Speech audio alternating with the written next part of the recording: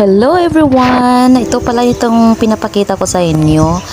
Ito pala isa sa mga pasyalan dito sa lungsod namin, guys. Medyo malayo talaga sa barangay namin pero worth it yung pagpunta namin dito. Super ganda ng place at saka napakaganda. Medyo bundok nga lang siya pero maganda naman yung daan. Kumbaga pwede naman siyang puntahan gamit yung mga sasakyan na motorcycle o di kaya kung may sarili kayong sasakyan talaga, yung kotse, pwede. Dito pala ito, located pala ito dito sa Calapi, Bohol, Barangay Sohoton.